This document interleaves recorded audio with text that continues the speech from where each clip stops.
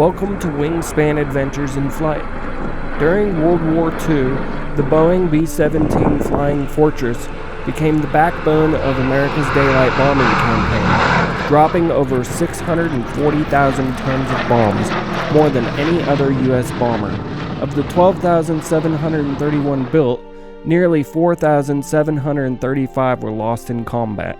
Today, only 3 B-17s still take to the skies. In this special video documentary, we'll step aboard one of them, the legendary Sentimental Journey of the Commemorative Air Force Arizona Airbase, for an up-close tour of this living time capsule that helped shape the outcome of World War II.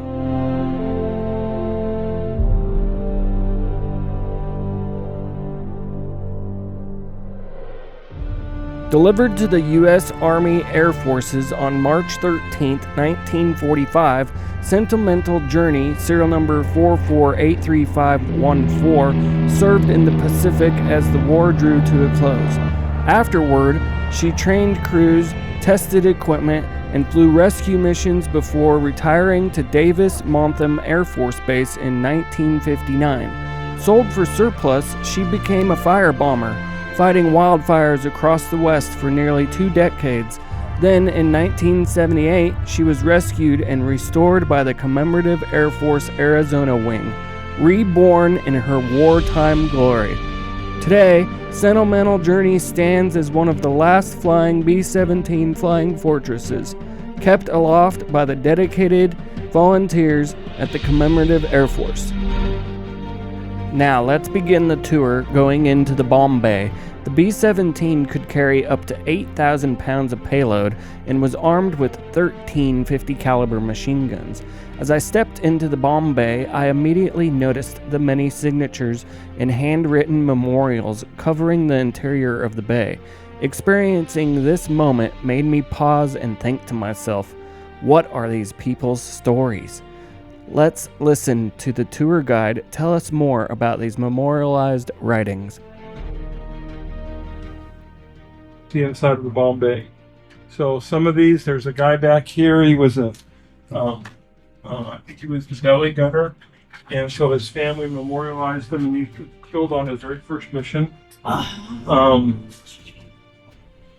can't find them all now, but there's a lot of, so some family members have memorialized them.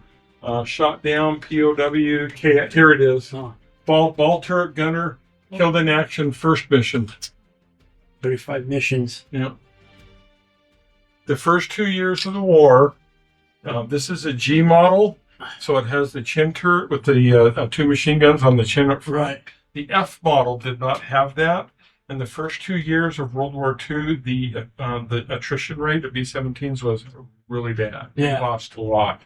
And a crew climbing into a B-17 the first 2 years of the mission, they had a 25% chance of coming. That's the odds are stacked against you. Yeah. So then they changed tactics. They added the guns on the front. The P-51 Mustang came along, so now the P-51 could escort the bombing crews in. Plus, we've been bombing their factories. They weren't, we were shooting down pilots. I mean, attrition was working on Germany too. So by the second half of the war, the last 2 years of the war, more B-17s were making it home. The first rule of thumb was you flew your 25 missions, you got to go home. Right. Memphis Belle was the first one. They made a movie out of that. But by the last half of the war, more bombing crews were coming home. Yeah. The Army can't ever let a good thing stand, so they moved the goalpost. So now it's 30 missions. Now you got to fight 30 missions to go home. And by the end of the war, they bumped it up to 35 missions. And so, this guy, and a lot of guys were getting to go home. They got their 35 missions. Yeah, you're the guy in the 24th mission. It's like, now you got 5 more to go. But it took almost 2 years for the first bombing for the Memphis Belle to finally finish 25. So it was tough attrition rates. What a lot of people don't realize, the 8th Air Force that operated the B-17s, they lost more airmen in bombing crews than the Marines lost in the Pacific.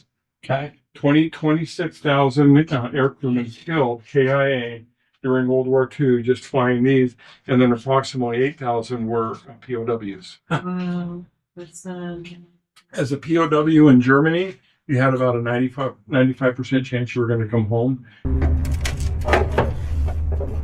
Now we will climb aboard this great machine and take a look at the equipment that made the B-17 a successful heavy bomber. We will start by taking a close look at the Bombardier's position and the Norden bombsight. The Norden bombsight was one of World War II's most closely guarded secrets, a device so advanced it revolutionized precision bombing. When paired with the B-17 Flying Fortress, it allowed bombardiers to hit targets with near pinpoint accuracy. General Hap Arnold famously said it was like tossing a bomb into a pickle barrel. Some say this was a comical exaggeration.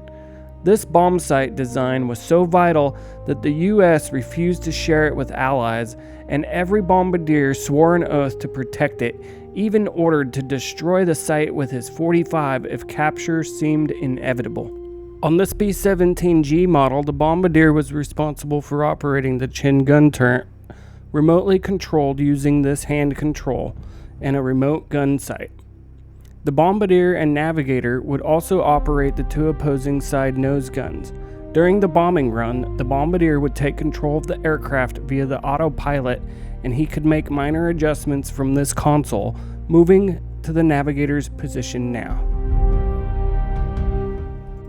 Seated behind the Bombardier, the Navigator's job was both critical and perilous. Using maps, a compass, and the Norden drift sight, he charted the bomber's course across enemy territory. By day, he relied on the sun and landmarks. By night, the stars and a sextant mounted in a small astrodome above his seat. With no GPS or radar to guide them, these airmen steered entire formations through flak and fighters armed with nothing more than math, instinct, and courage. Now up to the cockpit, a cramped, noisy, and rattling position with over 4,000 horsepower from its 4 Wright Cyclone engines.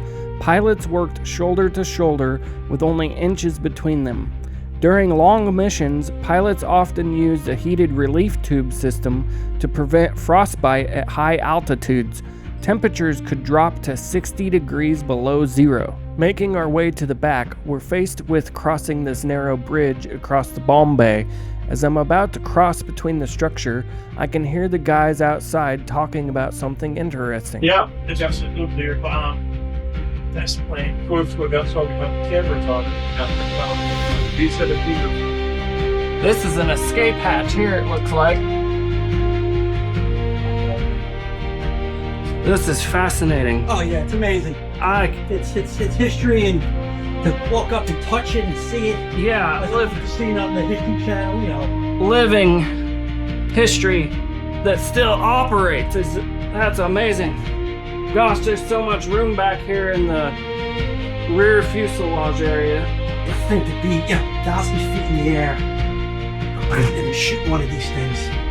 Oh man, I know. The fear. Can you imagine the fear level? Yeah, planes coming at you. Every direction. And it's not like you got, sophisticated radar and stuff it's all line of sight. Right.